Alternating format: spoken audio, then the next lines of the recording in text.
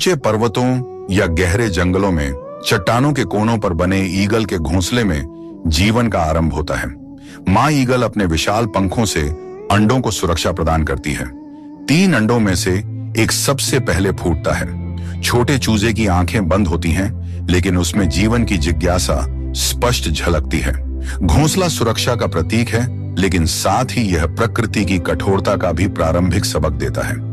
Eagle चूजों के बीच अक्सर संघर्ष होता है। जो सबसे मजबूत होता है वही बच पाता है। यह प्रकृति का नियम है, केवल योग्यतम का अस्तित्व। ईगल का सबसे चुनौतीपूर्ण चरण उड़ान सीखना है। माता पिता अपनी संतानों को खाने की आदतें और शिकार की तकनीकें सिखाते हैं। वे चूजों को चट्टान से धकेलते हैं ताकि वे उड़ान भरना सीख सकें। यह दृश्य जितना डरावना लगता है, उतना ही महत्वपूर्ण है। ईगल चूजे की पहली उड़ान उसे उसके जीवन का सबसे बड़ा पाठ सिखाती है, खुद पर भरोसा करना। सस्पेंस तब बढ़ता है जब पहली बार चूजा अपने पंखों को फैलाता है। क्या वह गिर जाएगा? क्या वह उड़ सकेगा? कुछ चूजे तुरंत सफलता प्राप्त करते हैं, जबकि अन्य बार बार असफल होते हैं। लेकिन ईगल कभी हार नहीं मानता।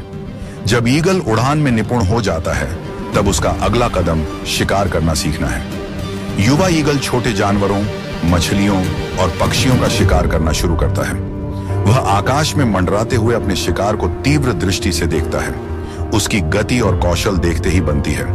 यह समय ईगल के लिए चुनौतियों से भरा होता है। वह न केवल अपने भोजन के लिए संघर्ष करता है, बल्कि अपने क्षेत्र की सुरक्षा के लिए अन्य पक्षियों और जानवरों से भी मुकाबला करता है। इस दौरान ईगल की ताकत और साहस में दिन ब दिन वृद्धि होती है। ईगल 4 से 5 साल की उम्र में पूरी तरह परिपक्व हो जाता है। वह तब तक स्वतंत्र, आत्मनिर्भर और शक्तिशाली बन चुका होता है। इस समय वह अपने साथी की खोज करता है। ईगल का साथी चुनने का तरीका अद्वितीय और आकर्षक है। नर ईगल अपनी उड़ान और शिकार कौशल का प्रदर्शन करता है और मादा ईगल अपने साथी को चुनती है। ईगल का रिश्ता जीवन भर का होता है। वे मिलकर घोंसला बनाते हैं और संतानों की देखभाल करते हैं। ईगल का जीवन चक्र अपने साथ कई संघर्षों और उपलब्धियों को समेटे रहता है। ईगल की कहानी का सबसे रोमांचक और रहस्यमय हिस्सा उसका पुनर्जन्म है। जब ईगल लगभग 30 से 40 साल का हो जाता है, तो उसके पंख भारी और कमजोर हो जाते हैं। उसकी चोंच और पंजे शिकार के लिए उतने प्रभावी नहीं रहते। यह समय उसके जीवन का सबसे कठिन निर्णय लेने का होता है, मृत्यु को स्वीकार करना या पुनर्जन्म की प्रक्रिया से गुजरना। ईगल खुद को एकांत में ले जाता है, अक्सर पहाड़ों की ऊंचाई पर। वहां वह अपनी चोंच को चट्टानों पर मारकर तोड़ देता है और नए विकास का इंतजार करता है। धीरे धीरे वह अपने पुराने पंजे और पंख भी त्याग देता है। यह प्रक्रिया कई महीनों तक चलती है और इस दौरान वह अत्यंत पीड़ा सहता है। लेकिन अंत में जब वह नए पंख और चोंच के साथ फिर से उड़ान भरता है, तो यह पुनर्जन्म का प्रतीक बन जाता है। पुनर्जन्म के बाद ईगल के जीवन का अंतिम चरण आता है। वह पहले से अधिक शक्तिशाली और अनुभवी बन चुका होता है। अब वह ऊंचाइयों पर उड़ान भरता है और अपने क्षेत्र पर शासन करता है। लेकिन जीवन के इस चरण में वह अक्सर अकेला रहता है।